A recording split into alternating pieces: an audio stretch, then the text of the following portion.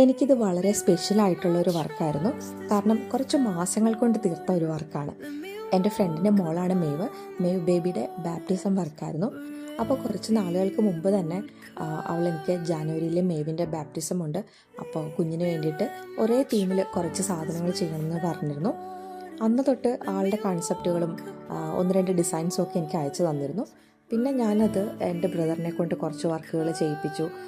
അങ്ങനെ അവസാനം ഞങ്ങൾ ഒന്ന് രണ്ട് ഡിസൈനിന് ശേഷം ചൂസ് ചെയ്തത് ജീസസിൻ്റെ കൈപിടിച്ച് നടക്കുന്ന രണ്ട് ബേബീസിൻ്റെ പിക്കാണ് നമ്മൾ തീമായിട്ട് എടുത്തത്. മേവിൻ്റെ പേരിൻ്റെ ഫസ്റ്റ് ലെറ്റർ വെച്ചിട്ടുള്ളൊരു ലോഗോ, അതൊക്കെ എനിക്ക് ആളയച്ചു തന്നിട്ടുണ്ടായിരുന്നു. അപ്പോൾ ബാക്കി ഡിസൈനും കാര്യങ്ങളൊക്കെ ഞാൻ എൻ്റെ ബ്രദറിനെ കൊണ്ട് ചെയ്യിപ്പിച്ചു. ഒരു കുഞ്ഞിൻ്റെ ബാപ്റ്റിസം അവളുടെ വിശ്വാസ ജീവിതത്തിൻ്റെ ആദ്യ പടിയാണ്.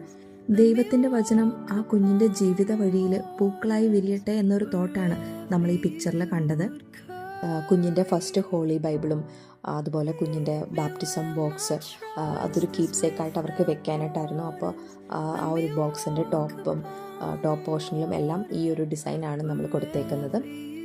സാധാരണ ബാപ്റ്റിസം ബോക്സൊക്കെ ഫ്ലവർ അറേഞ്ച്മെൻറ്റ്സ് ആണ് ചെയ്യാറ്, പക്ഷേ എനിക്കിത് വളരെ സ്പെഷ്യലായിരുന്നു. പിന്നെ ഗോഡ് പേരൻസിന് വേണ്ടി ഒരു ഹാമ്പർ സെറ്റ് ചെയ്യുന്നുണ്ടായിരുന്നു. അതിനകത്ത് വെക്കാനായിട്ട് ഒരു പ്രെയർ ഫ്രെയിം ചെയ്ത് എടുത്തിട്ടുണ്ടായിരുന്നു. ഇതൊക്കെ എനിക്ക് വേണ്ടി ചെയ്തു തന്നത് എൻ്റെ ബ്രദറാണ് കേട്ടോ. പിന്നെ ഇതിൽ വെച്ചിരിക്കുന്ന കുറച്ച് സാധനങ്ങളൊക്കെ ആൾ ഓസ്ട്രേലിയയിൽ നിന്ന് തന്നെ കൊണ്ടുവന്നതാണ്. ഗോഡ് പേരൻസിനുള്ള കീ ചെയിനും റോസറിയും അങ്ങനെ സ്റ്റേജിലെ ടേബിളിൽ വെക്കാനുള്ള ഒന്ന് രണ്ട് പ്രോപ്സ് കൂടി നമ്മൾ ചെയ്ത് കൊടുത്തിട്ടുണ്ടായിരുന്നു. അപ്പോൾ ഇത്രയൊക്കെയായിരുന്നു ഈ ഒരു വർക്കിൽ ഇൻക്ലൂഡ് ചെയ്തിരുന്നത്.